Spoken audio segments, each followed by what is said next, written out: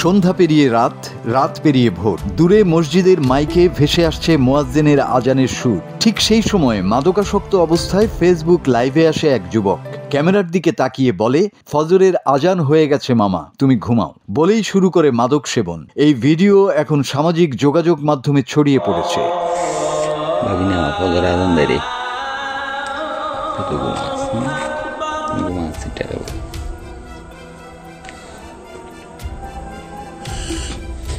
অনুসন্ধানে জানা গেছে, ভিডিওর ত্রিশোর্ধ্ব ওই যুবকের নাম শহীদুল ইসলাম চিনি মিয়া, বাড়ি গাজীপুরের কালীগঞ্জ উপজেলার বাহাদুর সাদি ইউনিয়নের দক্ষিণবাগ গ্রামে।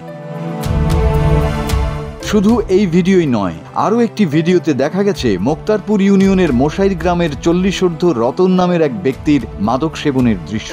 এখন আর গোপনে নয়, ফেসবুক লাইভে এসে মাদক সেবনের এসব দৃশ্য আসলে ভয়ঙ্কর বাস্তবতার চিত্রই তুলে ধরে। কিন্তু এর বিপরীতে ভিন্ন চিত্রও আছে। বাহাদুর সাদি ইউনিয়নের ঈশ্বরপুর গ্রাম এবং কালীগঞ্জ পৌর এলাকার বাদার্তি গ্রামের কিছু সচেতন যুব সমাজ নিজেরাই এক মাদক কারবারিকে হাতে নাতে ধরে পুলিশের হাতে তুলে দিয়েছেন।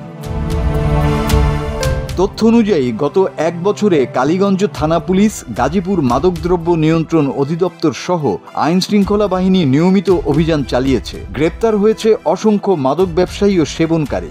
ভ্রাম্যমাণ আদালতের মাধ্যমে তাদের অনেককে দেয়া হয়েছে জেল জরিমানা। তবু প্রশ্ন থেকে যায়, এইসব অভিযানেও কেন কমছে না মাদকাসক্তের সংখ্যা? স্থানীয় তরুণ সমাজের মতে, এই ধরনের ভিডিও সামাজিক যোগাযোগ মাধ্যমে ছড়িয়ে পড়লে তা কিশোর ও তরুণ ফেসবুক ব্যবহারকারীদের মনে নেতিবাচক প্রভাব ফেলছে। মাদক দ্রব্য সেবনের কিছু ভিডিও সোশ্যাল মিডিয়াতে বা বিভিন্ন অনলাইন প্ল্যাটফর্মে ছড়িয়ে পড়ছে এবং এই ভিডিওগুলো দেখে তরুণ সমাজের মধ্যে একটা নেতিবাচক প্রভাব কাজ করছে, যেটার মাধ্যমে আসলে তরুণরা অনেকটাই মাদকের প্রতি বা মাদক দ্রব্যের প্রতি তারা উৎসাহিত হচ্ছে।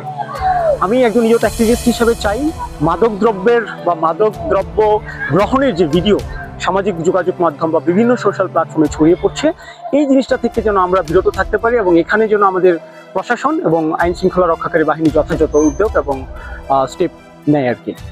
সাম্প্রতিককালে অত্যন্ত উদ্বেগের সাথে লক্ষ্য করা যাচ্ছে যে সামাজিক যোগাযোগ মাধ্যমে বিভিন্ন মাদক সেবনের ভিডিও ব্যাপকভাবে ছড়িয়ে পড়ছে, যা তরুণ সমাজের মধ্যে একটি বিরূপ প্রতিক্রিয়ার সৃষ্টি করছে।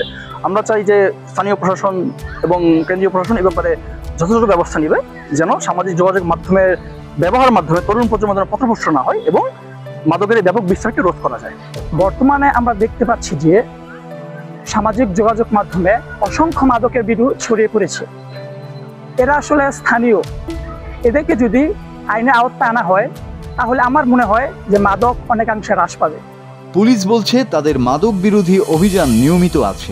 অনেকের মাদক গ্রহণের বা সেবনের ভিডিও ভাইরাল করে গোপনে কৌশলে তা মিডিয়াতে দিচ্ছে, যেটা আসলে সচেতনতার জন্য বা দৃষ্টি আকর্ষণের জন্য।